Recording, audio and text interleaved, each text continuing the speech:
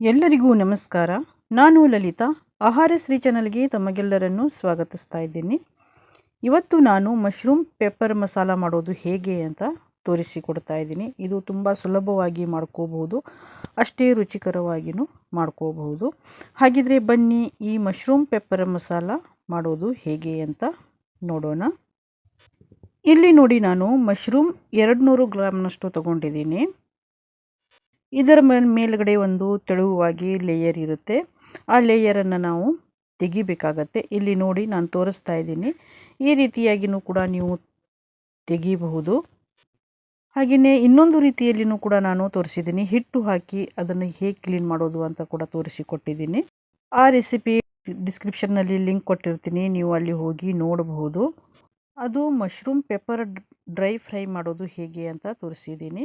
ಆ ರೆಸಿಪಿ ನೋಡೋದಕ್ಕೆ ನೀವು ಮಿಸ್ ಮಾಡ್ಕೊಂಡಿದ್ರೆ ಲಿಂಕನ್ನು ಕ್ಲಿಕ್ ಮಾಡಿ ನೋಡಬಹುದು. ಇವಾಗ ಇಲ್ಲಿ ನೋಡಿ ಎಷ್ಟು ಈಸಿಯಾಗಿ ತೆಗಿಬಹುದು ಇದು ಮೇಲಿನ ಲೇಯರನ್ನು. ಇವಾಗ ಇಲ್ಲಿ ಎಲ್ಲ ಮಶ್ರೂಮ್ ಮೇಲಿನ ಲೇಯರ್ ಎಲ್ಲ ತೆಗೆದು ನಾನು ತಗೊಂಡಿದ್ದೀನಿ. ಈಗ ಇದಕ್ಕೆ ನೀರು ಹಾಕಿ ಕ್ಲೀನಾಗಿ ತೊಳಿಬೇಕು. ನೀರು ಹಾಕಿ ಬಹಳ ಹೊತ್ತು ಇಡಲಿಕ್ಕೆ ಹೋಗಬೇಡಿ, ಯಾಕೆಂದರೆ ಮಶ್ರೂಮ್ ನೀರೆಲ್ಲ ಹಿಡ್ಕೊಂಡ್ಬಿಡತ್ತೆ. ನೀರು ಹಾಕಿದ ತಕ್ಷಣವೇ ಬೇಗ ನೀವು ಕ್ಲೀನ್ ಮಾಡಿ ತೊಗೊಂಡ್ಬಿಡಬೇಕು. ಇವಾಗ ಕ್ಲೀನ್ ಮಾಡಿದಂಥ ಮಶ್ರೂಮನ್ನು ಈ ರೀತಿಯಾಗಿ ನಾನು ಇಲ್ಲಿ ಕಟ್ ಮಾಡ್ಕೊಳ್ತಾ ಇದ್ದೀನಿ. ನಾನಿಲ್ಲಿ ಮಶ್ರೂಮ್ ಪೆಪ್ಪರ್ ಮಸಾಲ ಮಾಡ್ತಾ ಇದ್ದೀನಿ, ಹೀಗಾಗಿ ಈ ರೀತಿಯಾಗಿ ನಾನು ಕಟ್ ಮಾಡ್ಕೊಳ್ತಾ ಇದ್ದೀನಿ. ಇವಾಗ ಮಶ್ರೂಮ್ ಕೂಡ ಇಲ್ಲಿ ಎಲ್ಲ ಕಟ್ ಮಾಡಿ ಆಗಿದೆ. ಈಗ ಇದಕ್ಕೆ ಮಸಾಲೆ ರೆಡಿ ಮಾಡ್ಕೊಳ್ಳೋಣ. ಇಲ್ಲಿ ಒಂದು ಮಿಕ್ಸಿ ಜಾರ್ ತೊಗೊಂಡಿದ್ದೀನಿ. ಮಿಕ್ಸಿ ಜಾರಿಗೆ 2 ಈರುಳ್ಳಿ ಉದ್ದಕ್ಕೆ ಕಟ್ ಮಾಡಿ ಹಾಕಿದ್ದೀನಿ. ಹಾಗೆಯೇ ಸ್ವಲ್ಪ ಪುದೀನ, ಅರ್ಧ ಟೀ ಸ್ಪೂನಷ್ಟು ಜೀರಿಗೆ, ಹಾಗೆಯೇ ಅರ್ಧ ಟೀ ಸ್ಪೂನಷ್ಟು ಸೊಂಪು ಕಾಳು, ಅಂದರೆ ಬಡೆ ಸೊಪ್ಪು ಅಂತ ಹೇಳ್ತಾರೆ ನೋಡಿ ಅದು. ಹಾಗೆಯೇ 1 ಟೀ ಸ್ಪೂನಷ್ಟು ಇಲ್ಲಿ ಕರಿಮೆಣಸು. ಇದನ್ನು ಹಾಕಿ ನಾವು ಸ್ವಲ್ಪ ನೀರು ಹಾಕಿ ಇದನ್ನು ಈ ರೀತಿಯಾಗಿ ಪೇಸ್ಟ್ ಮಾಡ್ಕೋಬೇಕಾಗತ್ತೆ. ಇವಾಗ ಇಲ್ಲಿ ಪೇಸ್ಟ್ ರೆಡಿಯಾಗಿದೆ. ಈಗ ಗ್ಯಾಸ್ ಮೇಲೆ ಒಂದು ಕಡಾಯಿ ಇಟ್ಕೊಂಡಿದ್ದೀನಿ. ಆ ಕಡಾಯಿಗೆ 2 ಟೇಬಲ್ ಸ್ಪೂನಷ್ಟು ಇಲ್ಲಿ ಎಣ್ಣೆ ಹಾಕ್ತಾ ಇದ್ದೀನಿ. ಎಣ್ಣೆ ಬಿಸಿ ಆದಮೇಲೆ ಇದಕ್ಕೆ ಜೀರಿಗೆ ಅರ್ಧ ಟೀ ಸ್ಪೂನಷ್ಟು, ಹಾಗೆಯೇ ಈರುಳ್ಳಿ ಒಂದು ಚಿಕ್ಕದಾಗಿ ಕಟ್ ಮಾಡಿ ಹಾಕಿದ್ದೀನಿ. ಈರುಳ್ಳಿ ಚೆನ್ನಾಗಿ ಫ್ರೈ ಆಗಬೇಕು. ಈಗ ಇದರಲ್ಲಿ ಸ್ವಲ್ಪ ಕರಿಬೇವು ಹಾಕ್ತಾ ಇದ್ದೀನಿ. ಕರಿಬೇವು ಹಾಕಿ ಇದನ್ನು ಸ್ವಲ್ಪ ಫ್ರೈ ಮಾಡ್ಕೊಳ್ಳಿ. ಈರುಳ್ಳಿ ಚೆನ್ನಾಗಿ ಕೆಂಪಗೆ ಫ್ರೈ ಆದಮೇಲೆ ಇದರಲ್ಲಿ ಶುಂಠಿ ಬೆಳ್ಳುಳ್ಳಿ ಪೇಸ್ಟ್ 1 ಟೀ ಸ್ಪೂನಷ್ಟು ಹಾಕಿ ಹಸಿ ವಾಸನೆ ಹೋಗುವವರೆಗೂ ಇದನ್ನು ಚೆನ್ನಾಗಿ ನಾವು ಫ್ರೈ ಮಾಡ್ಕೋಬೇಕು. ಹಸಿ ವಾಸನೆ ಪೂರ್ತಿಯಾಗಿ ಹೋಗಬೇಕು, ಇಲ್ಲಾಂದರೆ ಹಸಿ ವಾಸನೆ ಬರುತ್ತೆ. ಇವಾಗ ಇದರಲ್ಲಿ 1 ಟೊಮೆಟೊ ಚಿಕ್ಕದಾಗಿ ಕಟ್ ಮಾಡಿ ಹಾಕಿ ಇದರಲ್ಲಿ ಸ್ವಲ್ಪ ಉಪ್ಪು ಸೇರಿಸಿ ನಾವು ಫ್ರೈ ಮಾಡ್ಕೋಬೇಕು. ಉಪ್ಪು ಸೇರಿಸೋದ್ರಿಂದ ಬೇಗ ಟೊಮೆಟೊ ಮೆತ್ತಗಾಗುತ್ತೆ, ಅದಕ್ಕೋಸ್ಕರ ಸ್ವಲ್ಪ ಉಪ್ಪು ಹಾಕಿ ಇದನ್ನು ಫ್ರೈ ಮಾಡ್ಕೊಳ್ಳಿ. ಚೆನ್ನಾಗಿ ಮ್ಯಾಶ್ ಆಗಬೇಕು ಟೊಮೆಟೊ. ಇವಾಗ ಟೊಮೆಟೊ ಎಲ್ಲ ಚೆನ್ನಾಗಿ ಮೆತ್ತಗಾದ ನಂತರ ನಾವು ಇದಕ್ಕೆ ನಾವೇನು ರುಬ್ಕೊಂಡಿದ್ದೀವಲ್ಲ ಮಸಾಲೆ, ಅದನ್ನು ಇದಕ್ಕೆ ಹಾಕಬೇಕು. ಹಾಕಿ ಇದು ಕೂಡ ಹಸಿ ವಾಸನೆ ಹೋಗುವವರೆಗೂ ನಾವು ಚೆನ್ನಾಗಿ ಇದನ್ನು ಫ್ರೈ ಮಾಡ್ಕೋಬೇಕು.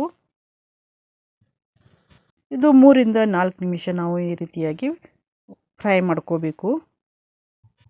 ಈಗ ಇದು ಚೆನ್ನಾಗಿ ಫ್ರೈ ಆಗಿದೆ. ಈಗ ಇದರಲ್ಲಿ ಅರ್ಧ ಟೀ ಸ್ಪೂನಷ್ಟು ಅರಿಶಿನ, ಅರ್ಧ ಟೀ ಸ್ಪೂನಷ್ಟು ಗರಂ ಮಸಾಲ, ಹಾಗೆಯೇ 1 ಟೀ ಸ್ಪೂನಷ್ಟು ಧನಿಯಾ ಪೌಡರ್, ಅರ್ಧ ಟೀ ಸ್ಪೂನಷ್ಟು ಇಲ್ಲಿ ಖಾರದ ಪುಡಿ, ಹಾಗೆಯೇ ನಾವು ಮಿಕ್ಸಿ ಜಾರಿಗೆ ಸ್ವಲ್ಪ ನೀರು ಹಾಕಿ ಆ ನೀರು ಕೂಡ ಇದರಲ್ಲಿ ಹಾಕಿ ಮಿಕ್ಸ್ ಮಾಡ್ಕೋತಾ ಇದ್ದೀನಿ. ಇದು ಚೆನ್ನಾಗಿ ಮಿಕ್ಸ್ ಆಗಬೇಕು. 1-2 ನಿಮಿಷ ಇದನ್ನು ಚೆನ್ನಾಗಿ ಮಿಕ್ಸ್ ಮಾಡಿ ಇದರ ಮೇಲೆ ಒಂದು ಪ್ಲೇಟನ್ನು ಮುಚ್ಚಿ 1-2 ನಿಮಿಷ ಬಿಡಬೇಕು. ಇವಾಗ ಇಲ್ಲಿ ನೀವು ನೋಡಬಹುದು, ಮೇಲ್ಗಡೆ ಮತ್ತು ಸೈಡಿಗೆಲ್ಲ ಎಣ್ಣೆ ಬಿಡಬೇಕು. ಈ ರೀತಿ ಆಗೋವರೆಗೂ ನಾವು ಇದನ್ನು ಬೇಯಿಸ್ಕೋಬೇಕಾಗತ್ತೆ. ಈಗ ಇದನ್ನು ಸ್ವಲ್ಪ ಮಿಕ್ಸ್ ಮಾಡ್ಕೋಬೇಕು. ಈಗ ಮಿಕ್ಸ್ ಮಾಡ್ಕೊಂಡಾದಮೇಲೆ ಇದರಲ್ಲಿ ಕಟ್ ಮಾಡ್ಕೊಂಡಿರುವಂಥ ಮಶ್ರೂಮ್ನ ಹಾಕಿ ನಾವು ಚೆನ್ನಾಗಿ ಇದನ್ನು ಮಿಕ್ಸ್ ಮಾಡ್ಕೋಬೇಕು.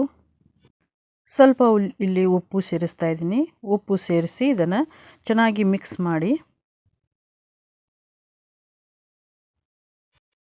ಈ ರೆಸಿಪಿ ನಿಮಗೆ ಇಷ್ಟ ಆಯಿತು ಅಂದರೆ ಒಂದು ಲೈಕ್ ಕೊಡಿ, ಹಾಗೆಯೇ ನಿಮ್ಮ ಅನಿಸಿಕೆಗಳನ್ನು ಕಮೆಂಟ್ ಮಾಡಿ. ಹಾಗೆಯೇ ಇನ್ನಷ್ಟು ಸುಲಭವಾಗಿ ಮಾಡುವಂತಹ ಅಡುಗೆಗಳನ್ನು ನೋಡಲಿಕ್ಕೆ ಆಹಾರ ಶ್ರೀ ಚಾನಲನ್ನು ಮರೀದೆ ಸಬ್ಸ್ಕ್ರೈಬ್ ಮಾಡಿ. ಈಗ ಇಲ್ಲಿ ಎಲ್ಲ ಚೆನ್ನಾಗಿ ಮಿಕ್ಸ್ ಮಾಡ್ಕೊಂಡಾಗಿದೆ. ಈಗ ಇದರ ಮೇಲೆ ಪ್ಲೇಟನ್ನು ಮುಚ್ಚಿ ಒಂದು 7ರಿಂದ 8 ನಿಮಿಷ ನಾವು ಇದನ್ನು ಬೇಯಿಸ್ಕೋಬೇಕಾಗುತ್ತೆ. 7ರಿಂದ 8 ನಿಮಿಷ ನಾವು ಬೇಯಿಸ್ಕೋಬೇಕಾದ್ರೆ ಮಧ್ಯ ಮಧ್ಯದಲ್ಲಿ ನಾವು ಈ ರೀತಿಯಾಗಿ ಮಿಕ್ಸ್ ಮಾಡ್ತಾ ಇರಬೇಕು, ಇಲ್ಲಾಂದರೆ ತಳ ಹತ್ತುತ್ತೆ. ಹೀಗಾಗಿ ಮಧ್ಯ ಮಧ್ಯದಲ್ಲಿ ಸ್ವಲ್ಪ ಈ ರೀತಿಯಾಗಿ ಮಿಕ್ಸ್ ಮಾಡ್ತಾ ಇರಿ. ಮಿಕ್ಸ್ ಮಾಡಿಕೊಂಡು ಮತ್ತೆ ಇದರ ಮೇಲೆ ಪ್ಲೇಟನ್ನು ಇಟ್ಟು ನಾನು ಇದನ್ನು ಬೇಯಿಸ್ಕೊಳ್ತೀನಿ. ಇವಾಗ ಇಲ್ಲಿ ನೋಡಿ ಮಶ್ರೂಮ್ಗೆ ಎಷ್ಟೊಂದು ನೀರು ಬಿಟ್ಟಿದೆ ನೋಡಿ. ನೀವು ಇಲ್ಲಿ ಇದನ್ನು ಪೂರ್ತಿ ಡ್ರೈ ಆಗಿನೂ ಕೂಡ ಮಾಡ್ಕೋಬಹುದು, ಇಲ್ಲಾದರೆ ಸ್ವಲ್ಪ ಗ್ರೇವಿ ಥರನೂ ಮಾಡ್ಕೋಬಹುದು. ನಾನಿಲ್ಲಿ ಸ್ವಲ್ಪ ಗ್ರೇವಿ ಥರ ಮಾಡ್ಕೊಳ್ತಾ ಇದ್ದೀನಿ. ಈಗ ಇದಕ್ಕೆ ನಾನು ಸ್ವಲ್ಪ ನೀರು ಸೇರಿಸ್ತಾ ಇದ್ದೀನಿ. ಸ್ವಲ್ಪ ಒಂದು ಚಹಾ ಕುಡಿಯೋ ಲೋಟದಿಂದ ಒಂದು 1/4 ಲೋಟದಷ್ಟು ಇಲ್ಲಿ ನೀರು ಸೇರಿಸಿದ್ದೀನಿ. ಸೇರಿಸಿ ಇದನ್ನು ಸ್ವಲ್ಪ ನಾನಿಲ್ಲಿ ಮಿಕ್ಸ್ ಮಾಡ್ಕೋತಾ ಇದ್ದೀನಿ. ನೀವು ಈ ರೀತಿಯಾಗಿ ಬೇಕಾದರೆ ಮಾಡ್ಕೋಬಹುದು, ಇಲ್ಲಾಂದರೆ ಡ್ರೈ ಆಗಿನೂ ಕೂಡ ನೀವು ಮಾಡ್ಕೋಬಹುದು. ಈಗ ಇಲ್ಲಿ ಮಶ್ರೂಮ್ ಪೆಪ್ಪರ್ ಮಸಾಲ ರೆಡಿಯಾಗಿದೆ. ಈಗ ಇಲ್ಲಿ ಒಂದು ಪ್ಲೇಟಿಗೆ ಸರ್ವ್ ಮಾಡ್ತಾ ಇದ್ದೀನಿ. ನೀವು ಇದನ್ನು ರೊಟ್ಟಿ, ಚಪಾತಿ, ಪೂರಿ, ಅನ್ನದ ಜೊತೆಯಲ್ಲಿನೂ ಕೂಡ ತಿನ್ನಬಹುದು. ತುಂಬ ಚೆನ್ನಾಗಿರುತ್ತೆ. ಈ ವಿಡಿಯೋನ ಪೂರ್ತಿಯಾಗಿ ನೋಡಿದ ತಮಗೆಲ್ಲರಿಗೂ ನನ್ನ ಆತ್ಮೀಯ ಧನ್ಯವಾದಗಳು.